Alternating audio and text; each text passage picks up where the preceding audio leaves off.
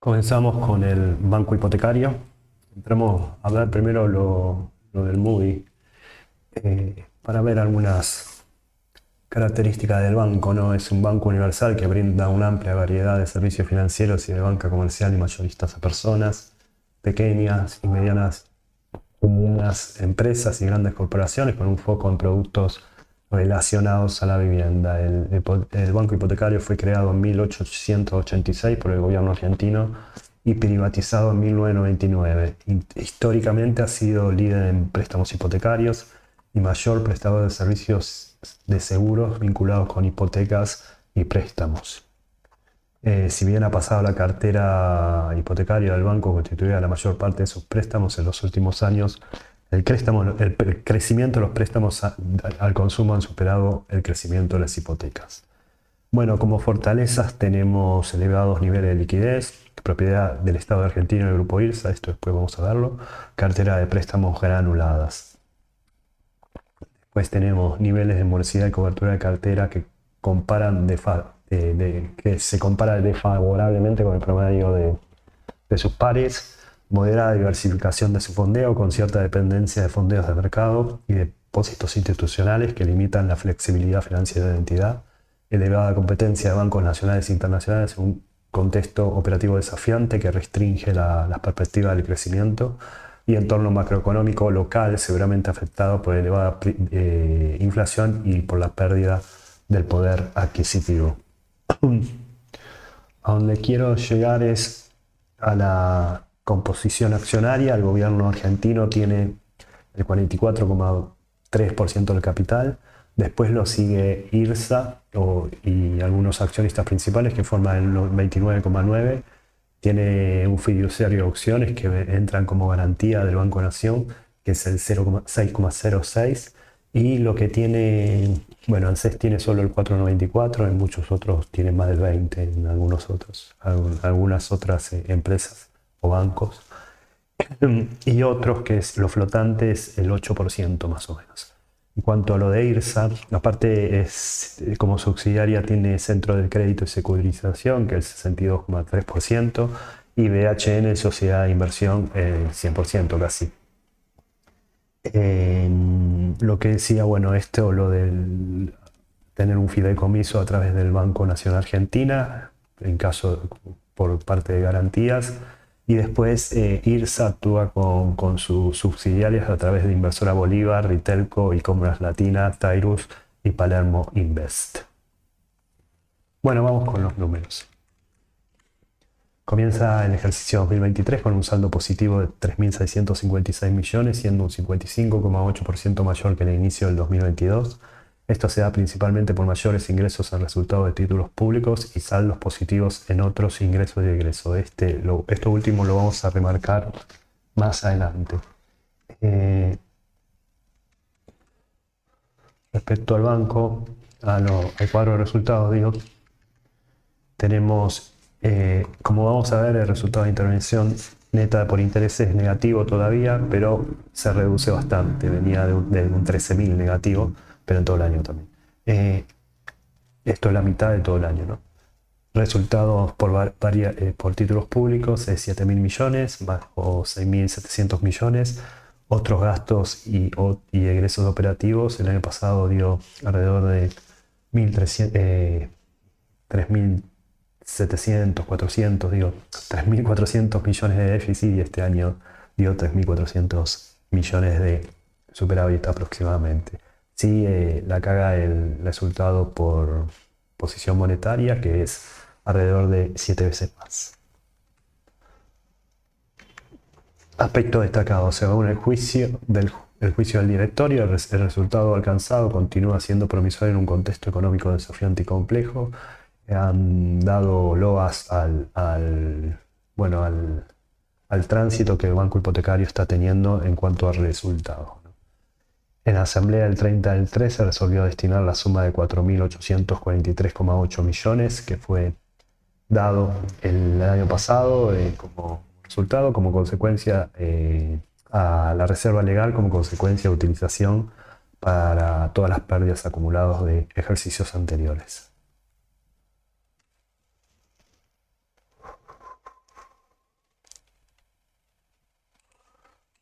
Bueno, el acta acá como es, reserva legal, reconstitución de la parcial de la reserva legal, consecuencia de utilización para absorber pérdidas acumuladas en ejercicios anteriores. Esto lo tenemos en el cuadro de patrimonio neto, donde se ha reconstituido estos 3.655 millones eh, por por el hecho, bueno, del ejercicio, ¿no? Esto venía acumulando un negativo, un saldo negativo. El margen de intermediación financiera bruta sigue siendo negativo, como dije, es en 1.839 millones. Al primer trimestre del 2022 era casi nulo o un poco positivo, 74,5 millones. En ingresos por intereses se tienen muchos pases activos con muy corto plazo, ¿no? 65% de ponderación, suben un 92,9%, los ajustes por los diferentes índices, CACER, CBS, UVA, UBI y todo eso, suben un 36% y por tarjeta de crédito bajan un 5%. Los egresos por intereses se destacan cuentas corrientes que no tienen, ¿cómo se dice esto?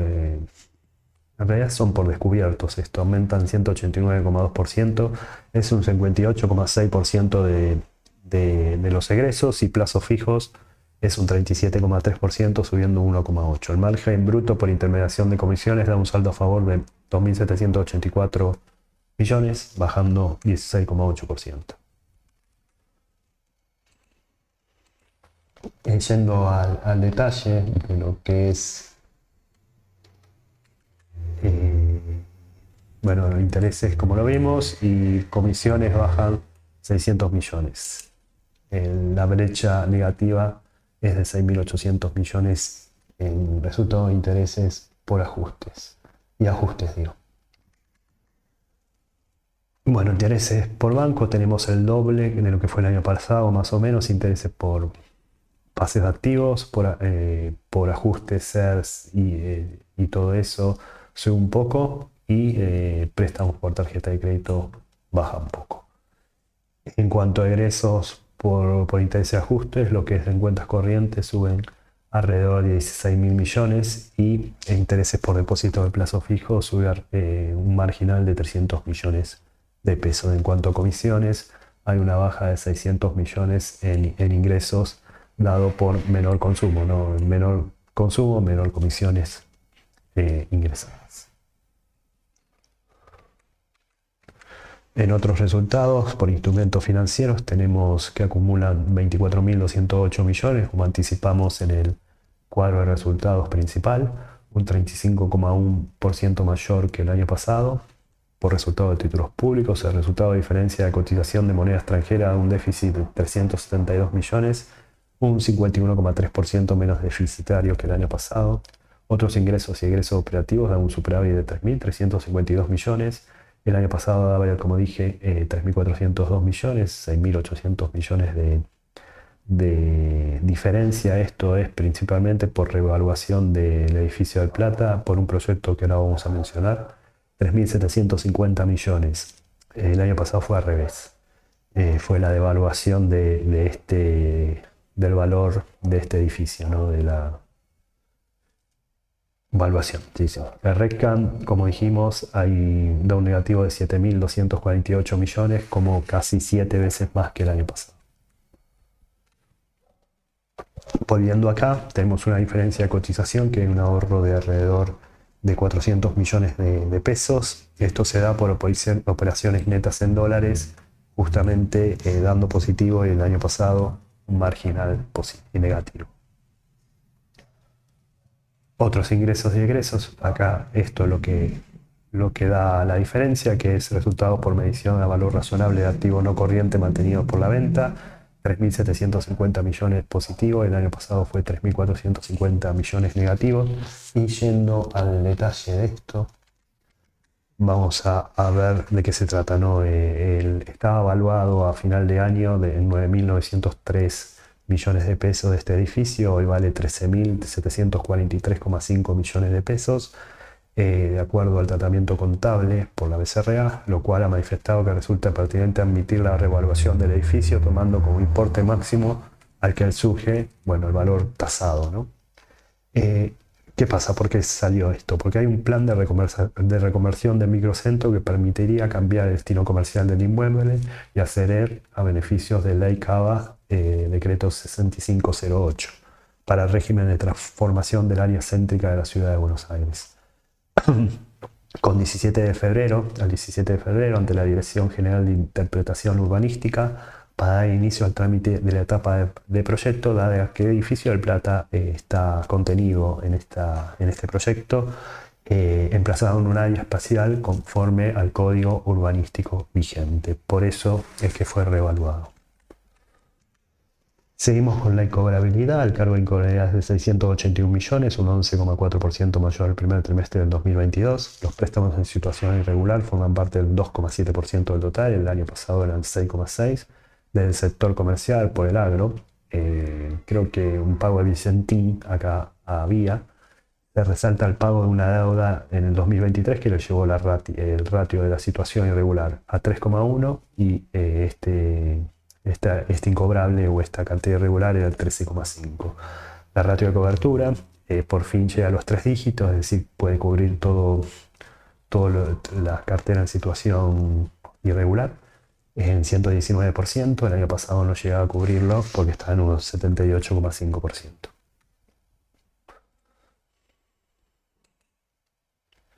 En cobrabilidad, vamos. Acá está 410. Bueno, como vemos, la incobrabilidad hay un 11,4. Si bien el año pasado la incobrabilidad fue, en vez de un cargo, fue una recuperación de 752 millones por el pago en sí de la deuda.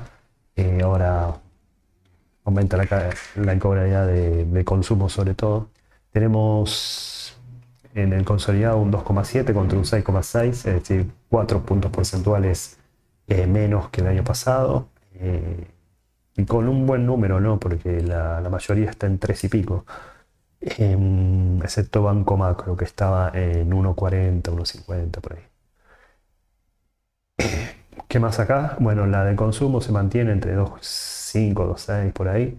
Y la de la comercial, el consumo incluye consumo y vivienda, y comercial, que es solo comercial, baja más de 10 puntos por lo mencionado. Obviamente que hay baja de activos, a ver si lo tengo por acá. No está ahí. Bueno, pero sigue estando la previsión de comercial por debajo de los 100, pero ha estado en 28%, ¿no? Está en 66,3%.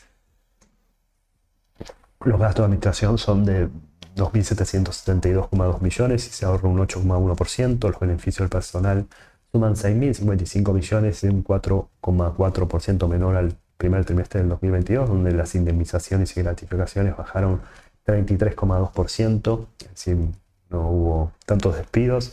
La ratio de eficiencia es 53%, esto es casi 30 puntos menos porcentuales que el año pasado. Quiere decir gastos sobre ingresos por intereses. En esto vamos a la página 7 nomás, donde tenemos un ahorro del 4,4% y un ahorro de indemnizaciones de alrededor de 630 millones de pesos, y en gasto de administración hay un ahorro, bueno, en lo que sea honorarios y retribuciones por servicio, energía eléctrica y gas y teléfono. Esto se da por trabajar en un híbrido y bueno, es el 8%. Los préstamos arrojan 84.552 millones, una caída del 28% anual. Los préstamos para el consumo son el 42,3%, impulsados por tarjetas de crédito que bajan un 37,3%. Los comerciales son 33,9%. Bueno, hay una baja de activos también. Y el resto de hipotecarios baja un 17,2%. Los depósitos son el 95% del fondeo, lo demás es obligaciones negociables, y suman 292.500 millones, bajando 25,7% por anual. Es decir, todo lo transaccionable está bajando, 1,28% en préstamos y en depósitos también 25,7%. Esto es una mala noticia para el manejo de dinero, ¿no? Préstamos y depósitos, si bien es 50 puntos básicos menor que el año pasado, salió de un piso que estaba alrededor del 25%, creo que el trimestre pasado.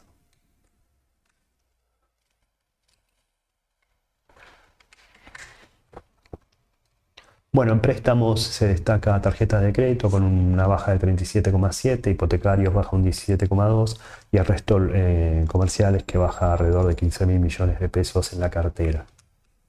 Acá está, como dijimos, 42,3 en consumo, 33,9 en comercio y 23,8 en hipotecarios.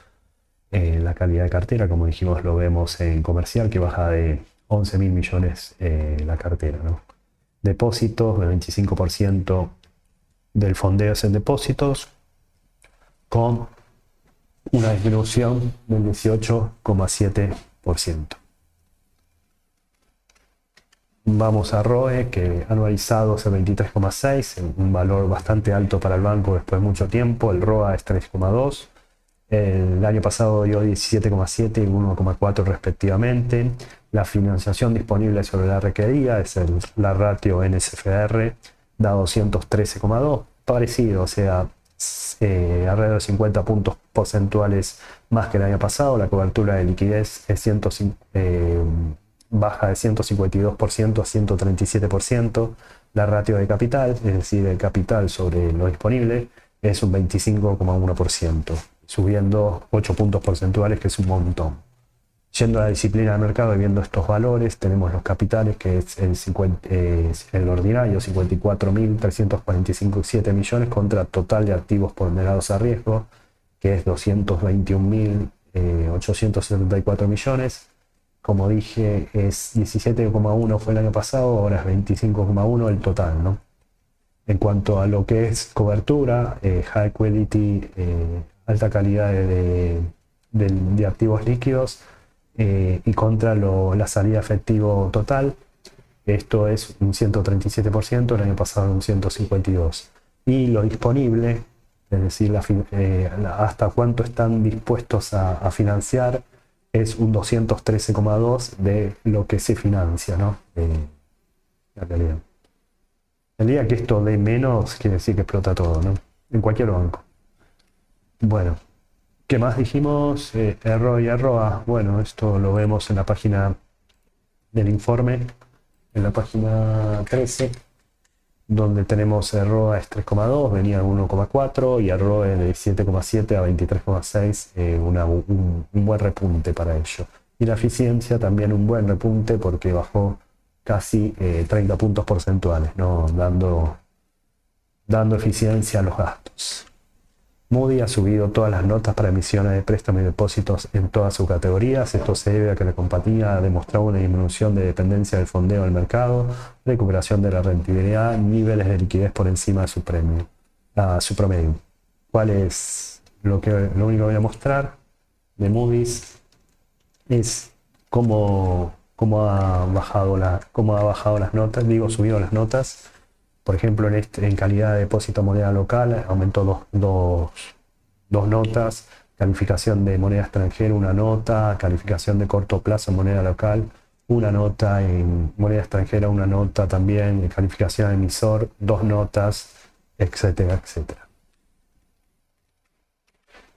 Los activos líquidos son el 94,1%, el año pasado era el 88,9%. Esto se da por el alto disminución de REITcan al tener tantos valores monetarios. La solvencia sube de 0,14 a 0,18, el valor del libro es 43,2, la cotización está por debajo del valor del libro, pero hay que tener en cuenta que está teniendo varios periodos o varios trimestres positivos, lo cual esta cotización podría acercarse al valor del libro según mi presagio. La capitalización es 45.152 millones, la ganancia por acción es 2,48 y el PER promediado es 4,77 años. Es bajo. Nos vemos.